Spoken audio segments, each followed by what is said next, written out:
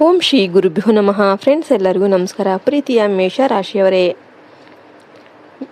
ಬ್ರಹ್ಮಾಂಡದ ಸಂಕೇತದಂತೆ ಈ ಸಂದೇಶ ಇಂದು ನಿಮ್ಮನ್ನು ತಲುಪಿದೆ. ಏಪ್ರಿಲ್ 18ರಿಂದ 20ರವರೆಗಿನ ಈ ಸಮಯ ನಿಮ್ಮ ಪಾಲಿಗೆ ಅತ್ಯಂತ ನಿರ್ಣಾಯಕ. ನಿಮ್ಮ ರಾಶಾಧಿಪತಿ ಮಂಗಳನ ಪ್ರಭಾವ ಮತ್ತು ಪ್ರಸ್ತುತ ಗ್ರಹಗಳ ಬದಲಾವಣೆಯಿಂದಾಗಿ ನಿಮ್ಮ ಜೀವನದಲ್ಲಿ ಕೆಲವು ಅದ್ಭುತ ಅವಕಾಶಗಳು ಹಾಗೂ ಸವಾಲುಗಳು ಏಕಕಾಲದಲ್ಲಿ ಎದುರಾಗುತ್ತೆ. ಈ ಅವಧಿಯ ವಿಶೇಷತೆ, ಮೇಷರಾಶಿಯವರು ಸ್ವಭಾವತಃ ಧೈರ್ಯವಂತರು ಮತ್ತು ನಾಯಕತ್ವ ಗುಣವನ್ನು ಹೊಂದಿದವರು. ಆದರೆ ಈ 4 ದಿನಗಳಲ್ಲಿ ರಾಹುಕೇತುಗಳ ಪ್ರಭಾವದಿಂದ ನಿಮ್ಮ ಆತುರದ ಸ್ವಭಾವದ ನಿಮಗೆ ಮುಳುವು ಆಗಬಹುದು. ಇನ್ನು ಸಣ್ಣ ತಪ್ಪು ನಿರ್ಧಾರ ಕೂಡ ದೊಡ್ಡ ನಷ್ಟಕ್ಕೆ ದಾರಿಯನ್ನು ಮಾಡಿಕೊಡ್ಬಹುದು. ಆದ್ದರಿಂದ ವಿವೇಕದಿಂದ ವರ್ತಿಸೋದು ಬಹಳ ಮುಖ್ಯವಾಗಿರುತ್ತೆ. ನೀವು ಗಮನಿಸಬೇಕಾದ 4 ಪ್ರಮುಖ ಅಂಶಗಳೇನೇನು? ಆತುರದ ನಿರ್ಧಾರಗಳನ್ನು ದೂರ ಇರಿ. ಹೊಸ ವ್ಯವಹಾರ ಅಥವಾ ಹೂಡಿಕೆಯ ವಿಷಯದಲ್ಲಿ ಈ ಸಮಯದಲ್ಲಿ ಯಾವುದೇ ಅಂತಿಮ ನಿರ್ಧಾರ ಬೇಡ. ಮಾತು ಆಡಿದರೆ ಹೋಯಿತು, ಮುತ್ತು ಒಡೆದರೆ ಹೋಯಿತು ಎಂಬಂತೆ ಆವೇಶದಲ್ಲಿ ಯಾರಿಗೂ ವಚನ ನೀಡಬೇಡಿ. ಇನ್ನು ಆಯುಧ ಮತ್ತು ಬೆಂಕಿಯ ಬಗ್ಗೆ ಜಾಗ್ರತೆ. ಮಂಗಳನ ಪ್ರಭಾವ ಇರೋದರಿಂದ ಅಡುಗೆ ಮನೆ ಅಥವಾ ಕೆಲಸದ ಸ್ಥಳದಲ್ಲಿ ಚಾಕು, ಬೆಂಕಿ ಅಥವಾ ವಿದ್ಯುತ್ ಉಪಕರಣಗಳನ್ನು ಬಳಸಬೇಕಾದ್ರೆ ಅತೀವ ಎಚ್ಚರಿಕೆ ವಹಿಸಿ. ಸಣ್ಣ ಅಜಾಗ್ರತೆ ಕೂಡ ಗಾಯಕ್ಕೆ ಕಾರಣ ಆಗಬಹುದು. ರಹಸ್ಯ ಶತ್ರುಗಳ ಬಗ್ಗೆ ನಿಗಾ.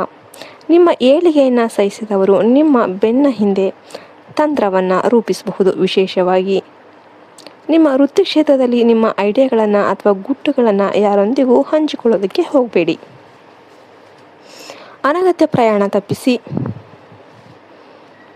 ಅನಿವಾರ್ಯ ಅಲ್ಲದೇ ಇದ್ದರೆ ದೂರದ ಪ್ರಯಾಣವನ್ನು ಈ ದಿನಗಳಲ್ಲಿ ಮುಂದೂಡೋದು ಕ್ಷೇಮವಾಗಿರುತ್ತೆ. ವಿಶೇಷವಾಗಿ ಸಂಜೆ 6ರಿಂದ ರಾತ್ರಿ 9ರ ಅವಧಿಯಲ್ಲಿ ಪ್ರಯಾಣಿಸಬೇಕಾದ್ರೆ ದೈವ ಸ್ಮರಣೆ ಇರಲಿ. ಇನ್ನು ಪರಿಹಾರ ಮತ್ತು ಮಾರ್ಗೋಪಾಯಗಳು. ನಿಮ್ಮ ರಾಶಿಯ ದೋಷಗಳನ್ನು ನಿವಾರಿಸಿ ಪಾಸಿಟಿವ್ ಶಕ್ತಿ ಹೆಚ್ಚಿಸೋದಕ್ಕೆ ಇದನ್ನು ಪಾಲಿಸಿ. ಹನುಮಾನ್ ಚಾಲೀಸ ಪಠನೆ ಮಾಡಿ. ಪ್ರತಿದಿನ ಬೆಳಿಗ್ಗೆ ಅಥವಾ ಸಂಜೆ ಹನುಮಾನ್ ಚಾಲೀಸ ಪಠಿಸಿ. ಇದು ನಿಮ್ಮಲ್ಲಿನ ಭಯವನ್ನು ದೂರ ಮಾಡಿ ಆತ್ಮವಿಶ್ವಾಸ ಹೆಚ್ಚಿಸುತ್ತೆ. ಸುಬ್ರಹ್ಮಣ್ಯ ಸ್ವಾಮಿ ಆರಾಧನೆ ಮಾಡಿ. ಸಾಧ್ಯ ಆದರೆ ಸುಬ್ರಹ್ಮಣ್ಯ ದೇವಸ್ಥಾನಕ್ಕೆ ಹೋಗಿ ಬನ್ನಿ. ಕೆಂಪು ಹೂಗಳನ್ನು ಅರ್ಪಿಸಿ.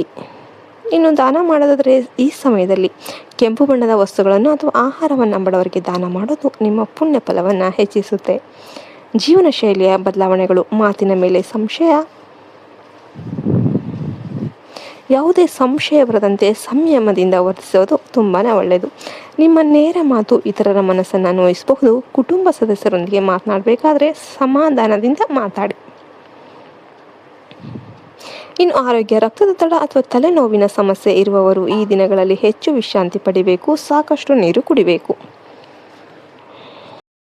ಆಧ್ಯಾತ್ಮಿಕ ಚಿಂತನೆ. ಪ್ರತಿದಿನ ಕನಿಷ್ಠ 10 ನಿಮಿಷಗಳ ಕಾಲ ಧ್ಯಾನ ಮಾಡಿ. ಇದು ನಿಮ್ಮ ರಾಶಿಯ ಚಂಚಲ ಸ್ವಭಾವವನ್ನು ನಿಯಂತ್ರಣ ಮಾಡೋದಕ್ಕೆ ಸಹಾಯ ಮಾಡುತ್ತೆ. ನೆನ್ಪಿಡಿ, ನಿಮ್ಮ ಧೈರ್ಯನೇ ನಿಮ್ಮ ಶಕ್ತಿ. ಆದರೆ ಆ ಧೈರ್ಯದ ಜೊತೆಗೆ ಈ 4 ದಿನ ತಾಳ್ಮೆಯನ್ನು ಸೇರಿಸಿಕೊಂಡ್ರೆ ನೀವು ಅಸಾಧ್ಯವಾದದ್ದನ್ನು ಸಾಧಿಸಬಹುದು. ಭಗವಂತನ ಆಶೀರ್ವಾದ ಸದಾ ನಿಮ್ಮ ಮೇಲಿರಲಿ. ನಿಮ್ಮ ಭವಿಷ್ಯ ಉಜ್ವಲವಾಗಲಿ. ಜೈ ಹಿಂದ್, ಜೈ ಭಾರತ್ ಮಾತೆ. ಹರಿ ಓಂ ತತ್ಸತ್. ಸರ್ವೇ ಜನೋ ಸುಖಿನೋ ಭವಂತು.